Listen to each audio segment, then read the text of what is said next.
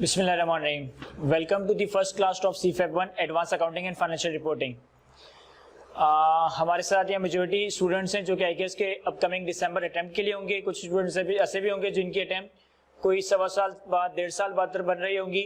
तो आज के पहले टॉपिक को स्टार्ट करने से पहले मैं थोड़ा सा इस कोर्स के हवाले से, इसके डिफिकल्टी लेवल के हवाले से, IKEP के एग्जामिनर की सब्जेक्ट के हवाले से क्या एक्सपेक्टेशन है, क्या चीज़ आप लोग मुझसे एक्सपेक्ट कर सकते हो, क्या चीज़ें एग्जामिनर आपसे एक्सपेक्ट कर रहा होगा, इस कोर्स में आपने कितनी चीज़ें, कितने आवर्स लग रहे होंगे, किस तरीके से हमारी क्लासेस कंडक्ट हो रही होगी, हमारा क्या स्ट्रैटेजी होगा इस सब्जेक्ट के लिए, वो सारी बातें क्विकली डिस्कस कर लेता हूँ और उसके बाद फिर हम इंशाल्लाह आज के अपने पहले टॉपिक का आगाज करते हैं।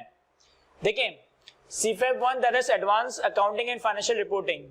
CFEP 1 का एग्जाम तुम्हारे CFEP के बाकी 6 पर्चों में या टोटल 6 पर्चों में कोई बहुत मुश्किल तरीन पेपर नहीं है, कोई बहुत आसान तरीन पेपर नहीं है। लेकिन इस सब्जेक्ट की अच्छी बात यह है कि अगर मैं पिछले 4-5 अटेम्प्ट का इसका रिजल्ट या इसका पेपर का डिफिकल्टी लेवल देखूं ना, तो ये CFEP में वो वाहिद सब्जेक्ट है जिसका डिफिकल्टी लेवल IKEP ने कांस्टेंट पेज पे रखा हुआ है। और इस चीज को मैं कंक्लूड करता हूँ इस बात से, एक तो पेपर्स को भी मैंने देखा है पिछली 5-6 अटेम्प्ट में, तो पिछली 5-6 अटेम्प्ट का पेपर कोई बहुत ज्यादा मुश्किल या कोई बहुत ज्यादा आसान नहीं रहा है।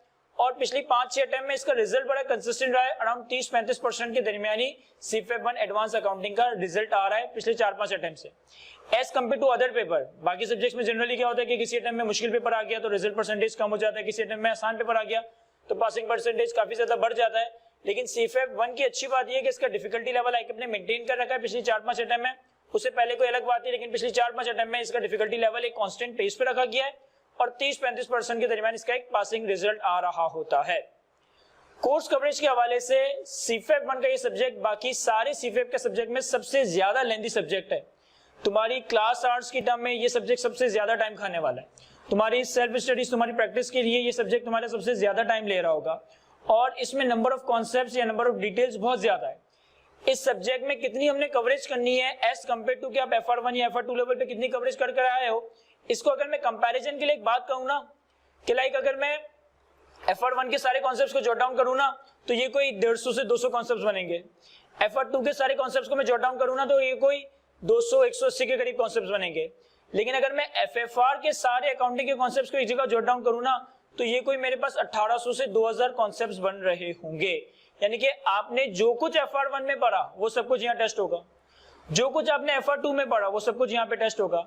और इसके अलावा बाकी सारे स्टैंडर्ड्स का एडवांस एरिया, बाकी सारे वो स्टैंडर्ड जो आपने बेसिक कैफ लेवल पे कवर नहीं किए, सारा आपका IAS और सारा आपका IFRS आपका CFEP 1 में एग्जामिनेबल किया जाता है। तो इस वजह से इसकी क्लास ड्यूरेशन भी काफी ज्यादा होंगी, इस वजह से इसकी नंबर ऑफ क्लासेस भी बहुत ज्यादा होंगी, इस वजह से ये सब्जेक्ट आपका पर्सनली भी आपका बहुत ज्यादा टाइम ले रहा होगा और आपको एक ठीक ठाक एफर्ट्स करनी होगी, लेकिन एक रीजनेबल एफर्ट्स करनी होगी। यहाँ पे पेपर कोई बहुत ज्यादा मुश्किल नहीं पूछता या बहुत ज्यादा आसान भी नहीं पूछता, एक कांस्टेंट डिफिकल्टी के पेज से सब्जेक्ट को टेस्ट किया जा रहा होता है। अब थोड़ा सा मैं ये डिस्कस कर लूं कि कितने ड्यूरेशन का ये कोर्स है, किस तरह से मैं इसको कवर करवाऊंगा, किस तरह से हमारी क्लासेस चल रही होंगी, आपके पास कौन कौन से एवेन्यूज होंगे सब्जेक्ट को कवर करने के लिए और कौन सी बातें ऐसी है जो आप मुझसे एक्सपेक्ट कर सकते हो, कौन सी बातें ऐसी हैं जो कि IKEP का एग्जामिनर आपसे एक्सपेक्ट कर रहा होगा। देखिए, इस सब्जेक्ट अगर मैं टोटल स्टडी आवर्स लगाऊं ना तो ये तकरीबन 300, 350, 350 घंटे के करीब बन जाते हैं। लाइक अगर मैं प्री कोविड सिचुएशन में चला जाऊं when I used to teach this subject physically, तो मेरी 6 महीने के बैच में, 7 महीने के बैच में, 8 महीने के बैच में कोई हफ्ते में 5 से 6 क्लासेस हुआ करती थी। और 5 से 6 क्लासेस का ड्यूरेशन, अब अगर लेट्स से हफ्ते में 5 क्लासेस हो रही मेरी इवनिंग में और वीकेंड्स पे, तो उसका ड्यूरेशन 3 घंटे से कम नहीं होता था। मॉर्निंग में क्लास होती थी 7 से 9 तो उसका ड्यूरेशन 2 घंटे से कम नहीं होता था। और जब मैं हफ्ते में 5 से 6 क्लासेस लेता था तो ये सब्जेक्ट कोई 5-6 महीने लगते थे मुझे कंप्लीट करवाने में। लेकिन अब जाहिर है कि पोस्ट कोविड सिचुएशन में अगर मैं सुबह मॉर्निंग अर्ली मॉर्निंग क्लासेस लगाऊंगा या वीक में अगर 5-6 क्लासेस लगाऊंगा तो मुझे पता है कि अभी तो शायद आप लोगों की तरफ से अटेंडेंस आ रही होगी फिजिकल फॉर्म में या लाइव फॉर्म में, लेकिन आगे जाके आप लोगों का जब सीजन आ रहा होगा, जब फॉर्म का प्रेशर आ रहा होगा, काम का प्रेशर आ रहा होगा, तो आप लोगों की पार्टिसिपेशन कम हो जाती है। और एक अच्छी चीज ये हुई है कोविड सिचुएशन में कि हमने कोई 3-4 बैचेस इसके ऑनलाइन कवर करवाए, तो हमारे पास एक ठीक ठाक मटेरियल ऑलरेडी रिकॉर्डेड फॉर्म में और ऑर्गेनाइज्ड फॉर्म में, सिर्फ रिकॉर्डेड फॉर्म में नहीं बल्कि ऑर्गेनाइज्ड फॉर्म में अवेलेबल है। तो अगर आप हमारे पास क्या कहते हैं CFEP 1 के लिए अगर आप एनरोलमेंट करवाते हो तो पहले तो ये होगा कि आपको इस सब्जेक्ट के 100% चीजें, 100% कोर्स, 100% पास पेपर सारे के सारे आपको रिकॉर्डेड फॉर्म में प्रोवाइड किए जाएंगे। यानी कोई भी स्टैंडर्ड हो, कोई भी पास पेपर हो, सारी की सारी चीजें आपके पास रिकॉर्डेड फॉर्म में तो अवेलेबल होंगी। और साथ साथ हमारी वीकली 2 से 3 या 3 से 4 जो ना क्लासेस कंडक्ट हो रही होगी, फिजिकल और लाइव तो क्लासेस होंगी, और उन्हीं क्लासेस का रिकॉर्डेड वर्जन भी आपको प्रोवाइड किया जाएगा। Depending upon your attendance, depending upon your class participation, हमारी नंबर ऑफ क्लासेस का नंबर डिसाइड करेगा। हम कोई ना कोई क्लास का कोरम डिसाइड कर लेंगे, x number of students, let's say 10 students, अगर 10 स्टूडेंट्स भी हमें फिजिकली और लाइव क्लास को ज्वाइन करते हैं तो हम अपना कोर्स फिजिकली लाइव क्लासेस में 100% कवर करेंगे। लेकिन अगर किसी वजह से स्टूडेंट्स की पार्टिसिपेशन नहीं होती, जो कि फाइनल के स्टूडेंट्स में जनरली अब देखने को मिलता है कि स्टूडेंट लाइव और फिजिकल क्लासेस को प्रीफर नहीं करता एज कम्पेयर टू रिकॉर्डेड, क्योंकि ज़ाहिर है वो रिकॉर्डेड अपनी कन्वीनियंस के हिसाब से, अपनी टाइमिंग्स के हिसाब से, फजर हो गया या अर्ली या लेट नाइट्स हो गया, उसमें शायद वो कवर कर रहा होता है, तो वो फिजिकल और लाइव क्लासेस को इतनी ज्यादा अहमियत नहीं दे रहा होता जितनी पास में दिया करता था। तो अगर तो आप लोग सारे के लिए सारे क्लास लेने के लिए आते हो, I am happy to teach 100% of the course live physical. लेकिन अगर लेट से कि आप लोगों की तरफ से आगे जाके पार्टिसिपेशन कम होती है, तो फिर मैं ज़ाहिर है कि कुछ एरिया आप लोगों को रिकॉर्डेड फॉर्म में कवर करवा रहा हूँगा। जितनी हमारी पार्टिसिपेशन कम होगी उतना मुझे रिकॉर्डेड फॉर्म में जाना पड़ेगा। और मैं करंट अपने बैचेस का अगर आपको स्टैट्स बताऊं ना, तो मोर देन 95% स्टूडेंट्स रिकॉर्डेड पे चल रहा है। लाइक लाइव क्लासेस में हार्डली मेरे टोटल रजिस्ट्रेशन का 5 से 6% बच्चा ऐसा होता है जो कि लाइव और फिजिकल क्लासेस को अटेंड करता है, क्योंकि मैं समझता हूँ अब अगर आप फॉर्म में बैठे हो, लेट सेटिंग चल रही है और आप क्लास के लिए उठ के जाओगे, तो आपका फॉर्म वाला मैनेजर या जॉब इंचार्ज यही कहेगा कि भाई जब रिकॉर्डेड है तो रिकॉर्डेड देख लेना, अभी तुम्हें क्लास के लिए जाने की क्या जरूरत है। और अभी तो चूंकि आज पहली क्लास है तो हमारे पास अल्हम्दुलिल्लाह फिजिकल में भी स्टूडेंट्स हैं, ऑनलाइन भी स्टूडेंट्स हैं, लेकिन जैसे जैसे ये पेस आगे बढ़ता जाएगा, कोर्स हमारा आगे बढ़ेगा, तो मुझे अंदाजा है इस बात का कि आपकी पॉपुलेशन कम होगी और हम अपनी जो है ना प्रायोरिटीज के हिसाब से लेक्चर को या तो अपने हिसाब से रिकॉर्डेड फॉर्म में कवर कर रहे होंगे या किसी और वे में कवर कर रहे होंगे। तो अगर आप लोगों की तरफ से पार्टिसिपेशन ऐसी है जैसी पहली क्लास में, मैं 100% कोर्स आपको लाइव कवर करवाऊंगा। लेकिन अगर लेट से कि क्लास में पार्टिसिपेशन ही नहीं है, कोई अटेंडेंस ही नहीं है, तो फिर मेरे लिए भी वो यूजलेस है कि मैं सब कुछ आपको लाइव क्लासेस में कवर करवाऊं, जबकि सामने कोई पढ़ने वाला ही नहीं है। और अगर सब्सटेंशियल नंबर ऑफ चंक, अगर 95% से ज्यादा बच्चे ही रिकॉर्डेड पे पढ़ रहे हैं, तो आपके पास रिकॉर्डेड का ऑप्शन तो हमेशा ही अवेलेबल होगा। और depending upon your class participation मैं आप लोगों को चीजें कवर करवा रहा हूँगा। अब कोर्स कवरेज के हवाले से आप लोग मुझसे क्या चीजें एक्सपेक्ट कर सकते हो, इस सब्जेक्ट में क्या चीजें आप लोगों को प्रोवाइड की जाएगी। थोड़ी देर में मैं आपको हैंडआउट का, समरीज का, थ्योरी का, प्रैक्टिस क्वेश्चन का भी हैंडआउट वगैरह दिखा रहा हूँ। हमारा पोर्टल किस तरह से ऑर्गेनाइज हुआ है, पोर्टल आपके लिए कितना एफिशिएंट होगा आपके रिवीजन के लिए, उन चीजों को भी कवर करेंगे। थोड़ा सा मैं ये डिस्कस कर लेता हूँ कि मैं इस सब्जेक्ट को लेके कैसे चलूंगा, और फिर हम इंशाल्लाह आज के अपने पहले टॉपिक को स्टार्ट करते हैं। देखिए, आपके जितने अकाउंटिंग स्टैंडर्ड्स FR1 में, जितने अकाउंटिंग स्टैंडर्ड्स FR2 में आपने कवर किए, वो सारे तो यहाँ एग्जामिनेबल है ही, और बहुत सारे इन्हीं स्टैंडर्ड्स का एडवांस एरिया और बहुत सारे ऐसे स्टैंडर्ड्स जो कि आपने कैफ लेवल पे कवर नहीं किए, वो सब कुछ आपने यहाँ पे कवर करना है।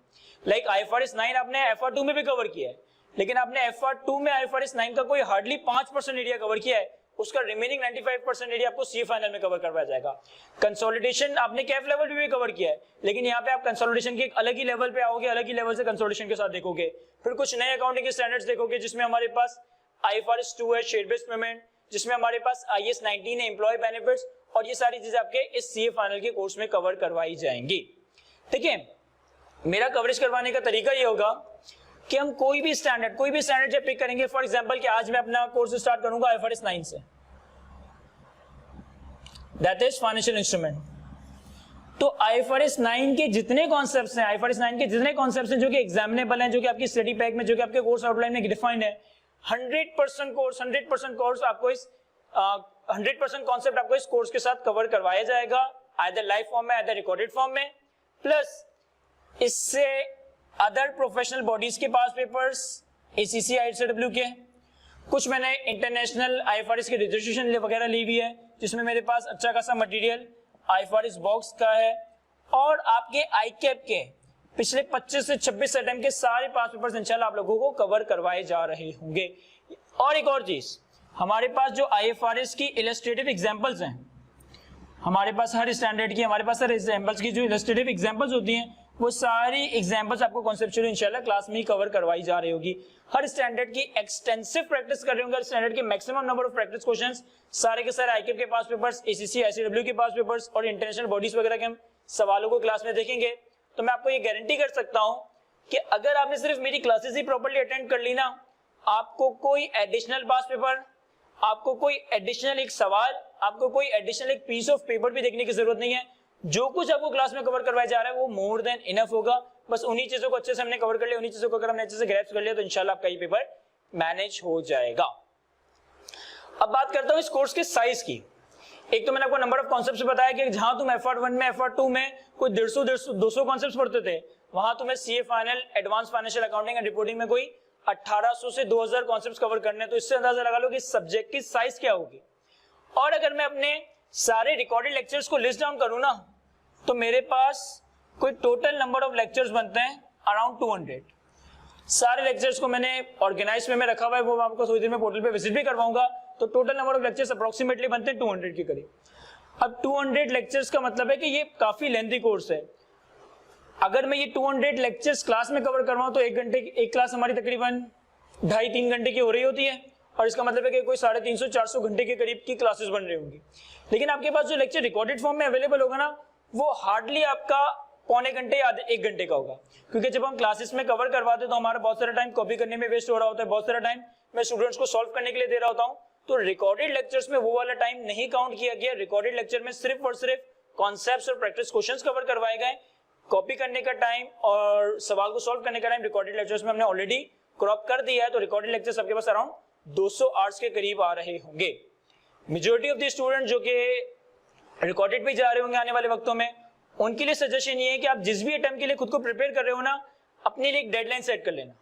लाइक लेट से कि आज अभी क्या कहते हैं इस सब्जेक्ट के लिए एनरोल करते हो, और 6 महीने बाद आपका इसका एग्जाम है, या 1 साल बाद आपका इसका एग्जाम है, और आप चाहते हो कि भाई मैं अगले 6-8 महीने में सब्जेक्ट को कंप्लीटली कवर कर लूं। तो मैंने करना ही है कि फॉर एग्जांपल कि भाई आज मैं हूं, मेरा 1 साल के बाद FFR का सब्जेक्ट है, लेकिन मैं चाहता हूं कि अगले 6 महीने में मैं FFR कवर कर लूं, और 6 महीने बाद मैं BFD की या बिजनेस या फिर कॉर्पोरेट लॉ की क्लासेस लूंगा। तो आपने सिंपली करना ही है कि भाई मेरे पास अगर मुझे 6 महीने में इस कोर्स को कवर करना है, तो नंबर ऑफ मंथ्स कितने बनते हैं? 6। नंबर ऑफ वीक्स पर मंथ, सर हर महीने में मेरे पास 4 हफ्ते होंगे, यानी कि मेरे पास जो टोटल वीक्स है वो हो जाएगा हमारे पास 24।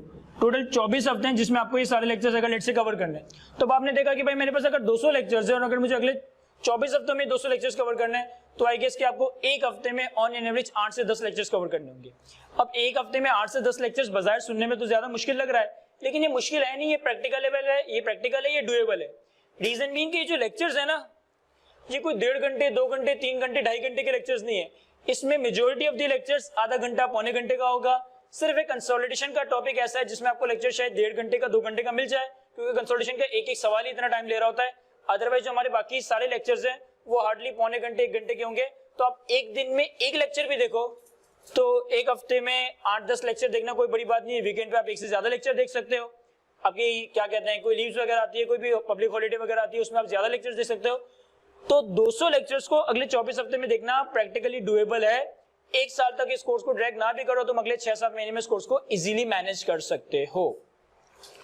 तो हमारी क्लासेस तो चल रही होंगी, हफ्ते में हमारी 3 से 4 फिजिकल लाइव क्लासेस तो चल रही होगी, लेकिन अगर कोई स्टूडेंट रिकॉर्डेड फॉर्म में इसको कवर करना चाहे तो वो रिकॉर्डेड फॉर्म में अपनी इस कैलकुलेशन के हिसाब से देख ले कि भाई मेरा क्या डेडलाइन है, मुझे कब कोर्स कंप्लीट करना है। अगर कोई स्टूडेंट लेट से कि अपकमिंग जून में एग्जाम दे रहा है, तो शायद उसके पास पढ़ने के लिए सिर्फ 4-5 महीने ही है, तो उसके हिसाब से अगर वो 4-5 महीने हैं और उसको 200 लेक्चर्स कवर करना है, तो शायद उसको एक वीक में 12-13 लेक्चर्स कवर करने होंगे।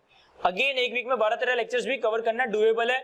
आपने डेली एक लेक्चर, वीकेंड पे 2 से 3 लेक्चर देखने हैं, आप एक हफ्ते में 12-13 लेक्चर्स भी इजीली देख सकते हो। कोई बहुत ज्यादा प्रेशर नहीं है, लेकिन कंसिस्टेंसी शो जरूर करनी पड़ेगी। अगर मैं हफ्ते 2 हफ्ते तक क्लासेस नहीं ले रहा और फिर मैं लेके बैठता हूं, तो जाहिर है ये नंबर अपनी जगह रहेगा, लेकिन ये नंबर कम होता जाएगा। तो आपने कंसिस्टेंसी अप्लाई करनी, कंसिस्टेंसी फॉलो करोगे तो इंशाल्लाह ये चीजें आप लोगों की इजीली मैनेज हो जाएगी। और जैसा कि मैंने जिक्र किया भाई, क्लास की पार्टिसिपेशन के हिसाब से मैं आपकी क्लासेस तो कंडक्ट करता ही रहूंगा एज लॉन्ग एज कि आप लोग क्लास में पार्टिसिपेट करते हो, फिजिकली या लाइव क्लासेस को अटेंड करते हो। अगर इनकेस के फिजिकल और लाइव क्लासेस का नंबर नीचे जाता है, मेरे पास कोई अटेंडीज ही नहीं है, मेरे पास कोई पार्टिसिपेंट्स ही नहीं है, तो फिर तो मेरा क्या कहते हैं रिकॉर्डेड फॉर्म में फिर तो मेरा लाइव क्लास या फिजिकल फॉर्म में कवर करवाना ही फजूल है। अगर मेरा मोर देन 95% स्टूडेंट जो है वो रिकॉर्डेड फॉर्म में लेक्चर्स को कवर कर रहा है। इसके अलावा अगर आप लोगों को कोई सवाल हो तो I would be happy to answer that. Online students का भी कोई सवाल हो तो वो मुझसे पूछ सकता है। सर ऑनलाइन स्टूडेंट में हमारे पास ज्यादातर सवाल यही है कि कोर्स कब कंप्लीट होगा।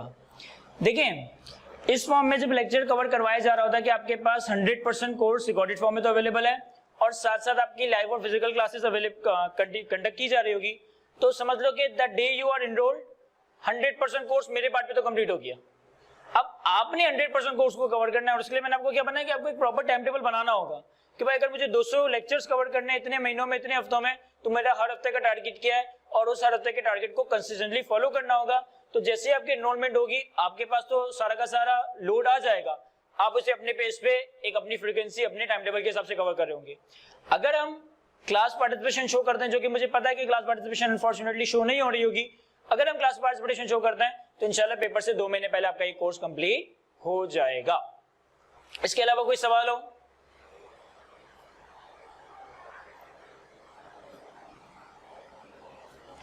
सर किसी स्टूडेंट ने पूछा कि सर ये सारी बातें तो वो हैं जो आप हमें कवर करवाओगे, आप हमें प्रोवाइड कर रहे होंगे कोर्स कंटेंट वगैरह, हमें इस कोर्स को कैसे लेके चलना है या हम इस कोर्स को किस तरह से टैकल करें एज कम्पेयर टू हमने एक FR1 का पेपर क्लियर है, एज कम्पेयर टू हमने FR2 का पेपर क्लियर किया है। तो CFA1 में हमारी क्या स्ट्रेटेजी होनी चाहिए कि इस सब्जेक्ट को हम स्पेसिफिकली किस तरह से टैकल करें, किस तरह से मैनेज करें कि इतनी सारी चीजें हम अपने एग्जाम में रिप्रोड्यूस कर सकें, एग्जाम में हम इन चीजों को प्रैक्टिकली अप्लाई, एग्जाम सिचुएशन में हम इनको अप्लाई कर सकें। देखें न्यूमेरिकल सब्जेक्ट में या स्पेसिफिकली रिपोर्टिंग सब्जेक्ट में मैंने जो स्ट्रेटेजी फॉलो की वही मैं आप लोगों को रिकमेंड करूंगा और मैं समझता हूं कि एक बहुत अच्छी स्ट्रेटेजी थी जिसके नतीजे में मैंने 1 गो में सारे रिपोर्टिंग के सारे न्यूमेरिकल के पेपर अल्हम्दुलिल्लाह क्लियर किए। देखिए होता क्या है, फॉर एग्जांपल कि IFRS 9 है। अब आप लोगों को क्लास में IFRS 9 का अभी जो आप लोगों के साथ हैंडआउट शेयर किया है, ऑनलाइन वालों को भी स्क्रीन पे वो हैंडआउट नजर आ रहा होगा। तो IFRS 9 के कोई 90+ क्वेश्चंस कवर करवाए जाएंगे, जिसमें आपकी इलस्ट्रेटिव एग्जांपल्स भी होंगी, जिसमें आपके IK पे पास पेपर्स भी होंगे, जिसमें IFRS बॉक्स की रजिस्ट्रेशन के पेपर्स भी होंगे, जिसमें ACC ICW के पेपर भी होंगे, कुछ STD पैक के भी सवाल होंगे, कुछ प्रैक्टिस क्वेश्चन के भी क्वेश्चंस होंगे। तो अराउंड इस स्टैंडर्ड के कोई मोर देन 90 सवाल सॉल्व करवाए जा रहे हैं। कम से कम एक बार तो आपने इन सवालों को जरूर सॉल्व करना है, कम से कम इन सवालों को एक बार आपने जरूर सॉल्व करना है अपने हाथों से। अच्छा जरूरी नहीं कि हर स्टैंडर्ड में 90 सवाल होंगे। IFRS 9 is one of the lengthy topic, इसकी कोई अगले 1-1.5 महीने तक IFRS 9 ही चल रहा होगा। IFRS 15 में शायद ये 50 सवाल करवाए जाएंगे, IFRS 2 में शायद ये 60 सवाल करवाए जाएंगे, IFRS 16 में शायद 40 सवाल करवाए जाएंगे। तो depending upon the topic size number of questions हमारे वेरी कर रहे होंगे। लेकिन मैं क्या कह रहा हूं कि जितने सवाल हमारे हैंडआउट में, हमारे प्रैक्टिस बुक में है, सारे के सारे कम से कम आपने एक दफा खुद से कवर करने हैं एक बार। फिर आपने ये करना है कि जब आप इन सवालों को सॉल्व करो ना, तो होता है ये कि जब आपने क्लास में एक सवाल सॉल्व किया होगा और जब उसी सवाल को आप घर पे खुद से एक दफा सॉल्व करोगे, तो हो सकता है कि 60-70% सवाल तो आप खुद ही से ही सॉल्व करो। यानी कि हर सवाल में कुछ 60-70% एरिया ऐसा होता है जो हम खुद ही से ही सॉल्व कर रहे होते हैं। हर सवाल में कोई 1 या 2 एडजस्टमेंट या तो बहुत ट्रिकी होती है in terms of accounting concept, in terms of calculation. तो हर सवाल का जो ट्रिकी एरिया है, जिसमें कोई नया अकाउंटिंग का कॉन्सेप्ट है, जिसमें कोई नई कैलकुलेशन है, आप उसे जॉट डाउन करते जाओ, आप उसे एक जगह लिखते जाओ। लाइक अगर मैं 90 सवाल सॉल्व कर रहा हूं और हर सवाल में वो ट्रिकी एरिया, वो कॉन्सेप्चुअल एरिया, वो ट्रिकी कैलकुलेशन में अगर एक जगह जॉट डाउन करूं, तो आई गेस मेरे पास 90 बुलेट्स तो आ जाएंगे। तो आपने ये लिख के रख लेना है। फिर आपने दूसरा काम ये करना है कि आपने उस टॉपिक के बेंचमार्क क्वेश्चंस को आइडेंटिफाई करना है। आपने उस टॉपिक के बेंचमार्क क्वेश्चंस को आइडेंटिफाई करना है। याद रखिएगा बेंचमार्क क्वेश्चन सबसे मुश्किल सवाल को नहीं कहा जाता। याद रखिएगा कि बेंचमार्क क्वेश्चन सबसे लेंथी सवाल को नहीं कहा जाता। बेंचमार्क क्वेश्चन का मतलब है ऐसा सवाल जिसमें ज्यादा कॉन्सेप्ट कवर हो, जिसमें उस स्टैंडर्ड के ज्यादा एरिया, ज्यादा कॉन्सेप्ट को कवर करवाया जा रहा हो। आपने हर टॉपिक के depending upon the topic size कुछ बेंचमार्क क्वेश्चंस को आइडेंटिफाई करना है। IFRS 9 में हो सकता है कोई 10 बेंचमार्क सवाल हो, किसी स्टैंडर्ड में 5 बेंचमार्क सवाल होंगे, किसी स्टैंडर्ड में 2 बेंचमार्क सवाल होंगे, किसी कंसोलिडेशन के टॉपिक में शायद 6 बेंचमार्क सवाल होंगे। तो depending upon the topic size आपने उस टॉपिक के कुछ बेंचमार्क की क्वेश्चंस को आइडेंटिफाई करना है। फिर जब आप अपना पहला रिवीजन करने बैठोगे, आपने इन 90 सवालों को दोबारा सॉल्व नहीं करना। आपने इन सारे बुलेट्स जो आपने बुलेट्स निकाले हर सवाल में से, उन बुलेट्स को सिर्फ रीड करना है। जब आप उन बुलेट्स को रीड करोगे तो आपके पूरे 90 सवाल रिवाइज हो गए और आपने जो बेंचमार्क सवाल निकाल के आइडेंटिफाई करके रखे हैं सिर्फ उन्हीं को सॉल्व करना है। Second revision, third revision, exam से 1 हफ्ते पहले का रिवीजन, एग्जाम से 2 महीने पहले का रिवीजन, एग्जाम से 2 दिन पहले का रिवीजन, आपने ये करना है। इन पॉइंट्स को रीड करना है, उन बेंचमार्क सवालों को सॉल्व करना है। इससे होगा ये कि आपका ये स्टैंडर्ड बहुत इफेक्टिवली और एफिशिएंटली रिवाइज हो रहा होगा। मैं पर्सनली बेंचमार्क सवालों को इतनी बार सॉल्व करता था कि मुझे उनके आंसर तक याद हो जाते थे कि भाई इसका आंसर 25 आएगा, इसका आंसर 28.2 आएगा, इसमें ये एंट्री बनेगी, इसमें ये फॉर्मेट बनेगा। लेकिन मुझे मालूम होता था कि जब मैं एग्जाम से 2 महीने पहले अपना कोर्स रिवाइज करने के लिए बैठ रहा हूँ, एग्जाम से 2 हफ्ते पहले पूरा FFR रिवाइज करने के लिए बैठ रहा हूँ, एग्जाम से 2 दिन पहले जब FFR रिवाइज करने के लिए बैठ रहा हूँ, मुझे पता था यार ये वाले सवाल अगर मैं कर लूंगा ना तो मेरा पूरा स्टैंडर्ड इफेक्टिवली और एफिशिएंटली रिवाइज हो रहा होगा। और तीसरी इंपॉर्टेंट चीज है हर स्टैंडर्ड की समरी। तीसरी इंपॉर्टेंट चीज है हर स्टैंडर्ड की समरी। आप लोगों को हर स्टैंडर्ड के साथ depending upon the standard size, कहीं पे 2 पेजर, कहीं पे 1 पेजर, कहीं पे 5 पेजर समरीज प्रोवाइड की जा रही होगी, जिसमें उन सारे कॉन्सेप्ट को समराइज वे में एक जगह कंपाइल किया गया है। तो आपने करना क्या है कि हर सवाल जो कि क्लास में कवर करवाया गया, जो कि आपकी बुक में कवर्ड है, उन सारे सवालों को एटलीस्ट एक दफा खुद सॉल्व करना है। हर टॉपिक के कुछ 5-10% बेंचमार्क सवाल आइडेंटिफाई करने और समरीज को अच्छी तरह रीड करना है। जब पहला रिवीजन करो, सारे बुलेट्स रीड किए, बेंचमार्क सवाल सॉल्व किया, समरी रीड की। दूसरा रिवीजन यही काम, तीसरा रिवीजन यही काम, एग्जाम से 2 पहले हफ्ते का रिवीजन यही काम, एग्जाम से 2 दिन पहले का रिवीजन यही काम। जब मल्टीपल टाइम चीजों को रिवाइज करोगे, मल्टीपल टाइम चीजों को प्रैक्टिस करोगे, तब जाके आपको ये 1700-1800 कॉन्सेप्ट्स मेमोराइज हो रहे होंगे। और इंशाल्लाह हम कॉन्सेप्ट्स को भी ऐसे कवर करेंगे कि हर कॉन्सेप्ट के बैक पे को आईएफआरएस की या आपकी अकाउंटिंग बॉडी की क्या कंक्लूजन थी, क्या बेसिस थी कि अगर आपने प्रॉपर्टी प्लान एग्रीमेंट को लेट से रिवैल्यूएशन मॉडल में रखा है, क्यों हम अपवर्ड गेन ओसीआई में, क्यों हम डाउनवर्ड लॉस पीएनएल में लेके जाते हैं, या आईएफआरएस 9 की डिफरेंट क्लासिफिकेशन की कैटेगरी है। तो हर अकाउंटिंग ट्रीटमेंट के बैक पे कोई ना कोई बेसिस ऑफ कंक्लूजन होता है, कोई ना कोई जस्टिफिकेशन, कोई ना कोई रीजनिंग होती है। अगर उन रीजनिंग, उन जस्टिफिकेशंस को समझा जाए ना, तो ये 1800-2000 कॉन्सेप्ट्स को मेमोराइज करने की जरूरत नहीं पड़ती, ये चीजें आप फिर खुद ही ड्राइव कर रहे होते हो। तो हम इंशाल्लाह इतना कॉन्सेप्चुअल वे में चीजों को लेके चलेंगे कि आपको याद नहीं करना पड़ेगा, आपको रूल्स मेमोराइज नहीं करने पड़ेंगे, ये सारी चीजें आप खुद ही ड्राइव करने लग जाओगे। इसके अलावा अगर कोई सवाल हो तो प्लीज मुझसे पूछिएगा। कुछ हमारे पास ऑनलाइन स्टूडेंट ने सवाल पूछा है सर, एक ऑनलाइन स्टूडेंट ने सवाल पूछा कि सर अगर हम लेक्चर्स को रिकॉर्डेड फॉर्म में कवर करते हैं तो हमें किस सीक्वेंस में टॉपिक्स को और किस सीक्वेंस में लेक्चर्स को कवर करना चाहिए। देखिए, आप लोगों की जो मैंने एफएफआर की बुक एक जगह कंपाइल की है, उसमें लेक्चर्स बड़े ही सोच समझकर, उसमें चैप्टर्स बड़ी सोच समझकर एक क्रोनोलॉजिकल ऑर्डर में सीक्वेंस में अरेंज किए गए। जो सीक्वेंस लेक्चर्स की आपकी बुक में, वही सीक्वेंस आपके पोर्टल पे भी आ रही है। तो आपके लिए बेहतर है कि आप पोर्टल या बुक की सीक्वेंस में चल सकते हो। और अगर मैं इसमें एक बात और एड ऑन करूं, ठीक है, आईएफआरएस 15 हो गया रेवेन्यू, आईएफआरएस 16 हो गया लीजेस, आईएफआरएस 2 हो गया शेयर बेस्ड पेमेंट, आईएएस 19 हो गया एम्प्लॉय बेनिफिट, आईएफआरएस 9 हो गया फाइनेंशियल इंस्ट्रूमेंट्स। ये स्टैंडर्ड्स वो हैं जो कि आइसोलेशन में कवर किए जा सकते हैं। मैंने अगर लीजेस ना भी पढ़ा हो तो मैं कंसोलिडेशन पढ़ सकता हूं, मैंने अगर लीजेस ना भी पढ़ा हो तो मैं फाइनेंशियल इंस्ट्रूमेंट पढ़ सकता हूं, मैंने अगर फाइनेंशियल इंस्ट्रूमेंट ना पढ़ा हो तो मैं लीजेस पढ़ सकता हूं। तो ये सारे स्टैंडर्ड जो कि आइसोलेशन में होते हैं, इनको तो आप कभी भी इंडिविजुअली की बेसिस पे कवर कर सकते हो। लेकिन कुछ स्टैंडर्ड्स जिसमें कंसोलिडेशन और इनकम टैक्स आईएएस 12, ये 2 एरियाज ऐसे हैं जो कि मैं रिकमेंड करूंगा कि आप सबसे लास्ट में कवर करो। रीजन बीइंग कि जब आप आईकेप के कंसोलिडेशन के पास पेपर के क्वेश्चन देखोगे, एसीसी के सवाल देखोगे, या आप deferred tax, income tax IAS 12 के सवाल देखोगे, तो उनमें बहुत सारी एडजस्टमेंट्स ऐसी होती है जो कि बाकी स्टैंडर्ड से उठकर आई होती है।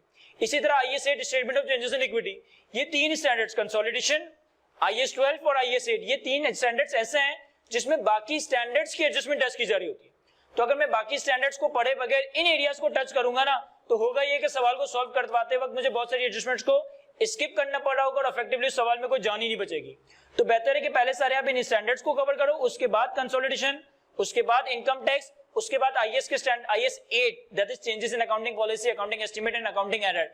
इन 3 स्टैंडर्ड्स को लास्ट में कवर कीजिएगा। रीजन भी ये 3 वो टॉपिक्स हैं जिसमें बाकी स्टैंडर्ड्स की चीजें भी आ रही होती हैं।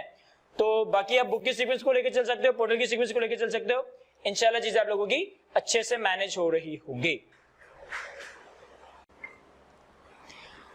सर अगर कोई आपका और सवाल हो, अदरवाइज हम पोर्टल का थोड़ा सा ओवरव्यू देख लेते हैं। चलिए सर, हम थोड़ा पोर्टल और हैंडआउट्स और प्रेजेंटेशंस और थ्योरी चीजें आपको किस फॉर्म में दिखाई जा रही होगी, वो सारी चीजें कवर करते हैं। अगर मीनवाइल आपको कोई और सवाल इस टॉपिक, इस सब्जेक्ट के हवाले से आ रहा हो, हमारी कवरेज के हवाले से, हमारे स्ट्रेटेजी के हवाले से, हमारे क्लास के मोड के हवाले से आ रहा हो, तो आप लोग मुझसे डिस्कस कर सकते हो। मीनवाइल हम अपने पोर्टल को देख लेते हैं। चलिए सर, थोड़ा सा पोर्टल के हवाले से देख लेते हैं कि पोर्टल पे आपको चीजें किस फॉर्म में और किस ऑर्गेनाइज फॉर्म में अवेलेबल होगी और किस तरीके से आपकी स्टडीज को जो है ना एक इंटरेस्टिंग भी बना रही होंगी और थोड़ा इफेक्टिव और एफिशिएंसी भी इसमें ऐड ऑन हो रही होगी। लाइक अगर मेरा जो एक और जून 22 का बैच चल रहा है, अगर मैं जून 22 का पोर्टल ओपन करूं तो हमारे पास CFEP 1 जून 2022 के अटेम्प्ट का एक ऑलरेडी बैच चल रहा है। तो इसके लेक्चर्स को मैं आपको दिखा सकता हूँ कि किस फॉर्म में आपके पास लेक्चर्स अवेलेबल होंगे। सबसे पहले तो हमारे पास सारे लेक्चर्स बुक की सीक्वेंस में, जिस सीक्वेंस में आपके पास बुक्स में चैप्टर गिवन है, उसी सीक्वेंस में सारे लेक्चर्स आपके पास पोर्टल में अवेलेबल होंगे चैप्टर वाइज। फिर किसी भी चैप्टर में अगर आप जाते हो, लेट्स से कि मैं आईएफआरएस 5 ओपन करता हूँ, तो हर चैप्टर में हमारे पास जो कॉन्सेप्ट हैं, और जो जो कॉन्सेप्ट के ऊपर जो जो प्रैक्टिस क्वेश्चंस है उनको मैंने प्रॉपर्ली लेक्चर्स को अरेंज किया हुआ है।